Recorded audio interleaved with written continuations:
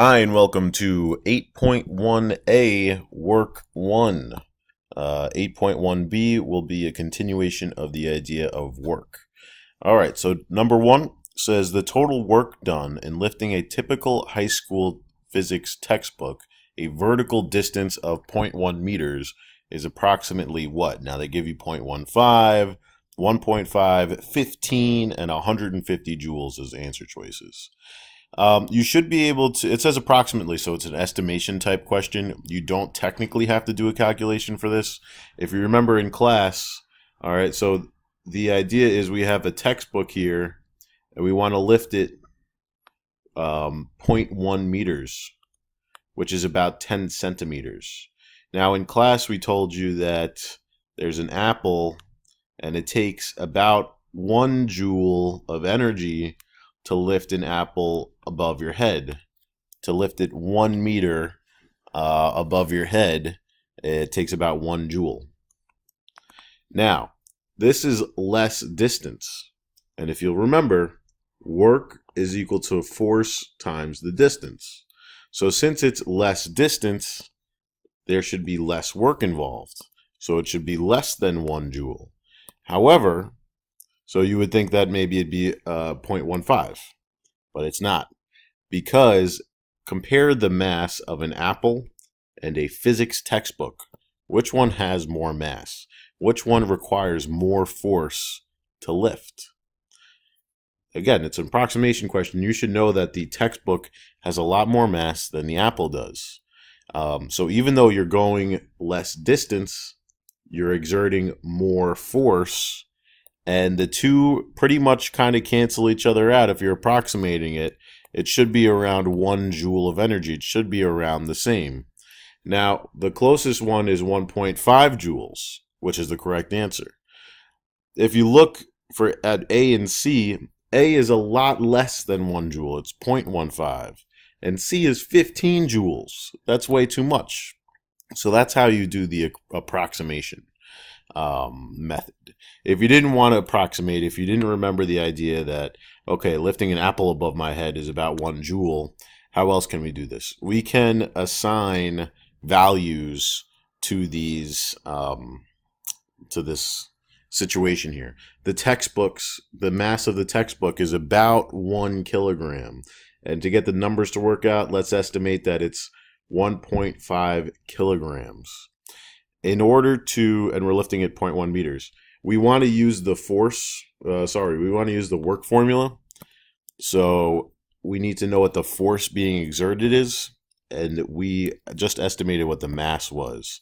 The force that you're exerting is going to be equal to the weight of the book. If we draw a free body diagram here, and we assume that we're pulling it up at constant velocity, these two forces have to be balanced, Fg and the applied force. And the work being done is done by the applied force. So we have to know what the weight of the book is. So Fg is equal to mg. So Fg is equal to 1.5 times 9.8. And the weight of the book is equal to 14.7 newtons. Now, again, if we were approximating things anyway, we could have used 10 meters per second squared as g. So this is approximately 15 newtons.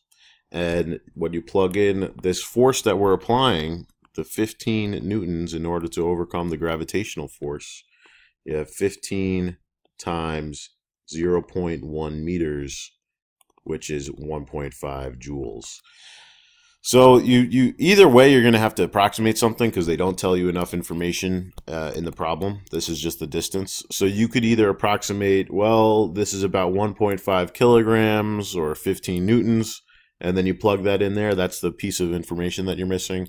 Or you can approximate, well, it takes 1 joule to lift an apple over my head, so it's got to be close to 1, like that. All right, so moving on. Number 2. Number 2 says 2 weightlifters, one 1.5 meters tall and one 2 meters tall, raise an identical 50 kilogram mass above their heads. Compared to the work done by the weightlifter who is 1.5 meters tall, the work done by the weightlifter who is 2 meters tall is what? All right, so let me draw a picture here. So you have two different weightlifters. This guy is 1.5 meters. This guy is 2 meters tall. And they're lifting identical 50 kilogram masses. So this guy, the 1.5 meter tall guy, has to lift it a certain distance. This guy has to lift it a certain distance as well. The 2 meter tall guy lifted it a further distance than the 1.5 meter tall guy. So, hold on. Since the distance is greater, we know they did more work because work is equal to the force times the distance. If the distance increases, the amount of work that you're doing increases. They're both exerting the same amount of force because the mass is the same. You have to exert the same amount of force to lift the thing up. But the taller guy lifts it a further distance, so therefore he does more work. So the 2 meter tall guy, it's greater. All right. Very good. Very good. Now for number 3, it says in the diagram below, a 20 Newton force is used to push a 2 kilogram cart a distance of 5 meters. What is the work done on the cart? I would still do the guess method here. The force you're exerting is 20 newtons. They tell you what the mass of the cart is, and they tell you that it's pushed a distance of 5 meters. And they're asking, what is the work done on the cart? Well, it doesn't explicitly say it, but we should assume that it's a frictionless. It doesn't tell you that there's friction, so let's assume it's frictionless surface here. They're only telling us really that we're exerting a force in this direction, and the distance that we're traveling is in this direction. So you want to use the force that's acting in the direction of your motion. So I would do work is equal to force times the displacement. Work is equal to 20 newtons times 5 meters. So the work is equal to 100 joules. In this case, we didn't have to worry about what the mass was. You're still doing the same amount of work if you push 20 newtons for 5 meters. That's the amount of work. Now, if there's friction involved, you're going to have to push harder to move it 5 meters in the same amount of time. But yeah, that's the amount of work you do. All right, number 4. What force is required to do 60 joules of work in sliding an object a distance of 10 meters across a level floor? Again, they're doing, we could do the guess methods. This is 60 joules, and the distance is 10 meters. And they want to know what force is required in order to do this. So you do W is equal to the force times the distance. 60 joules of energy is being expelled, pushing it 10 meters. So the force required to exert this amount of energy would be 6 newtons of force. 6 newtons of force. Okay. Number 5. How much work is done on a downhill skier by an average braking force of 980 newtons to stop her in a distance of 10 meters? So now the skier's going down the hill. All right, here's the skier. Very nice skier. Going down a hill here. And there's a braking force acting on her. So she's like coming to a stop. The force is equal to 9.8 times 10 to the 2, or 980 newtons. Okay? And the distance that she travels is 10 meters. We don't have to overthink this. Even though it's acting on an angle, on an inclined plane here, the force being exerted is parallel to the distance that you're traveling. And as long as the force and the distance are parallel to each other, we could still use this equation and no other work is really have to be done. 980 newtons times 10 meters. So they expelled 9,800 joules of energy by slowing themselves down. Number 6. As shown in the diagram below, a child applies a constant 20 Newton force along the handle of a wagon, which makes a 25-degree angle with the horizontal. How much work does the child do in moving the wagon a horizontal distance of 4 meters? Very interesting. If you go back to this one, remember how we talked about how the force and the distance were parallel to each other, so we could just use our equation? Let's look. Is that still true in this situation? The child's exerting a force this way, 20 newtons. But the distance, they're trying to tell you the distance is horizontal. Is that line and this line parallel to each other? No, it's not. So you know what we have to do? We have to find the component of the force that's acting in the direction of our motion. So since we're going horizontally a certain distance, d is equal to 4 meters, this far, we want the component of the force that acts horizontal, Fx. This is F equals 20 newtons. They're even starting to draw the body, the free body diagram for you. Yeah. They're starting to draw the vector diagram, so it makes it a little bit easier. All right, so we have this angle. This is adjacent to that angle. This is the hypotenuse of our right triangle. So we want to we have adjacent and hypotenuse, we want to do cosine. And you could do cosine theta is equal to fx over f, because it's the adjacent over the hypotenuse. But I like to do the shortcut. We've been doing vector diagrams all year, so we should be able to just do fx is equal to f times the cosine of theta. It just eliminates one step. We don't have to write that first step. Fx is equal to 20 times the cosine of 25. And Fx is equal to about 18 newtons. Now I want to make sure I get full points, so I'll put newtons over here. I could have also said Fx equals 20 newtons over here to be specific, but it's fine if I just write it in the equation. So now that we know the horizontal force that's causing this displacement, it doesn't matter how much force they're exerting upward. We're not going upward. You're not doing any work in the upward direction. All your work is happening horizontally. So it's important to know the horizontal component. Now we could use the horizontal component of that force in our work formula. If you wanted, you could even put x like that. So the work is equal to 18 newtons. That's the force that's doing the work times 4 meters.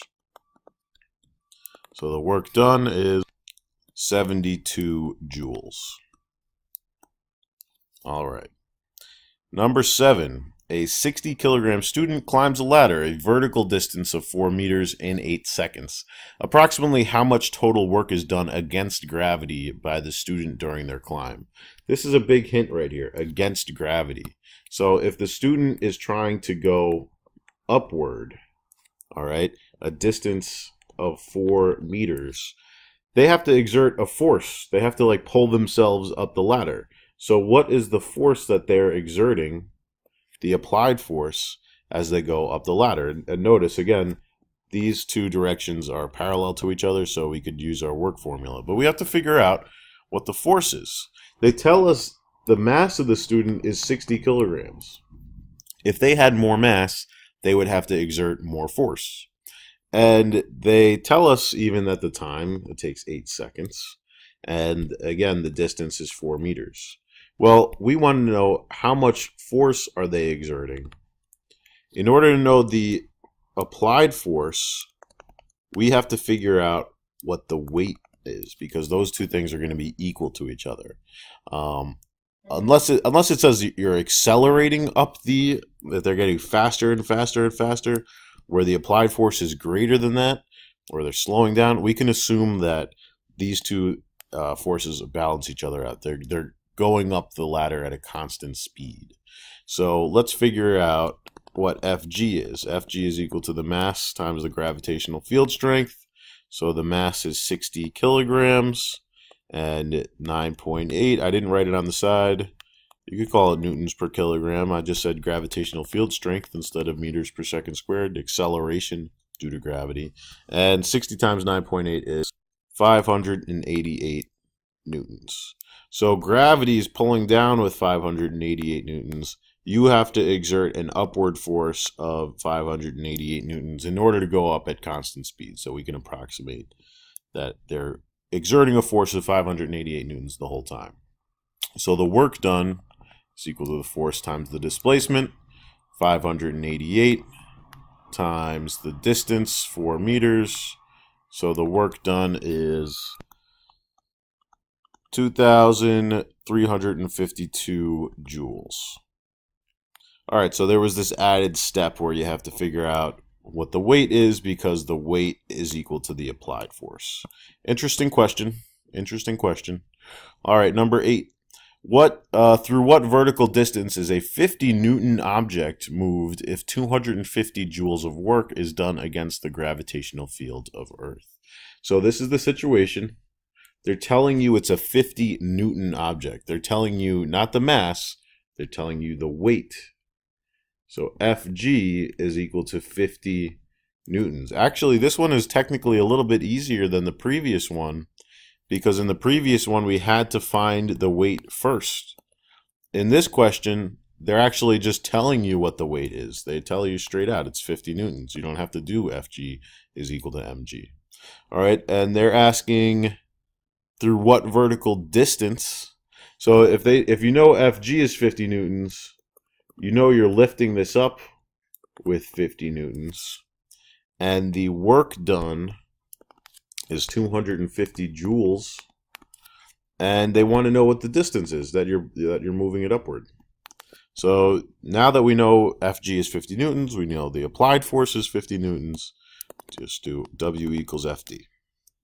So 250 joules is equal to 50 times the distance, and the distance is equal to 5 meters. Okay, number 9.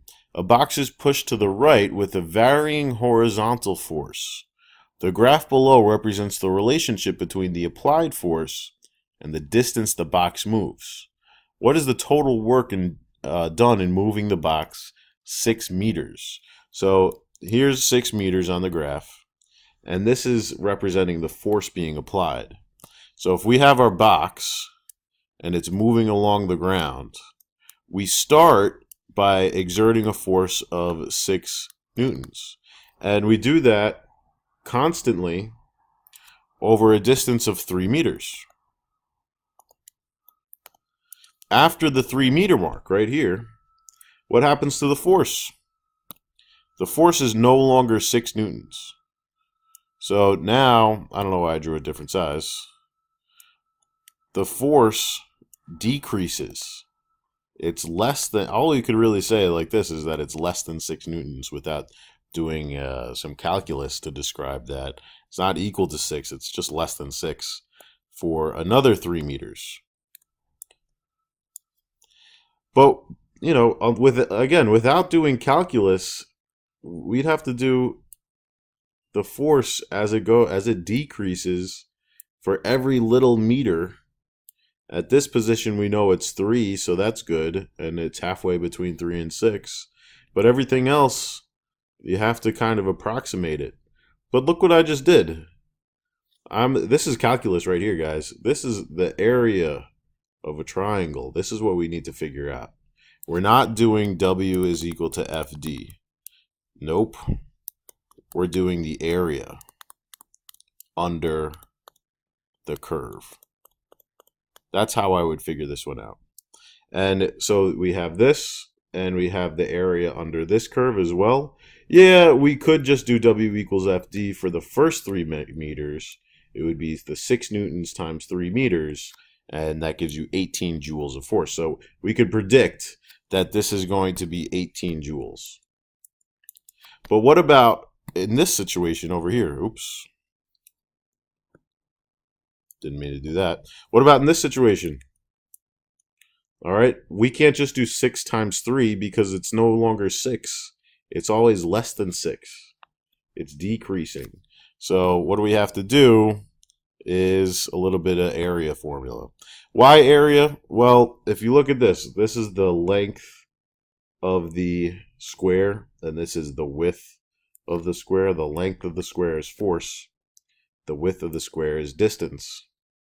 The area is equal to length times width, and the length we said was force, the width we said was distance, and what's force times distance equal to? Work. Therefore, the area is equal to the work. That's the reasoning for why we're doing what we're doing in this next step without getting a little sloppy here. Okay, good. So the area for the first section, we'll look at the blue section here. Let's see, is it really 18 joules? Well, the area is equal to the length times the width. It's just a square, so the length is 6 newtons times the 3 meters. So yes, you could probably guess it would be 18 joules. But that's not the full story. What about the next 3 meters? Now this is a triangle. So what's the area of a triangle? 1/2 base times height. In this case, the base is 6 meters, right? Nope. How long is it? 6 minus 3. It's 3 meters. And the height of this triangle is still, this is the height here, it's 6 newtons. So now it's half of 18. 6 times 3 is 18. 1/2 of that is 9 joules. All right, so the total area, we could call it A1 plus A2. The total area is equal to 18 joules plus 9 joules. So it's going to be 27 joules. That's the work being done. These graph type questions are very important to know and understand. So make sure you remember that the area is equal to the work when you're looking at a force times versus distance graph. Okay, the area is equal to the work. All right. Number 10 says a student does 450 joules of work pushing a cart 4.5 meters due east, and then does 600 joules of work pushing the cart 6 meters due north. What is the total amount of work done by the student? Well, you could draw yourself a picture here, and you're pushing it east 4.5 meters, and then you're pushing it 6 meters north. Oh, so it looks like it might be a vector type problem. But here's the thing. Work is a scalar quantity. So we don't do vector addition to do this. We just know that we did 450 joules of work, and then we did 600 joules of work. So the total work we did is equal to 1,050 joules. That's the total work. It's a scalar quantity, so you just add the two variables together. All right, that's about it. Have a good day.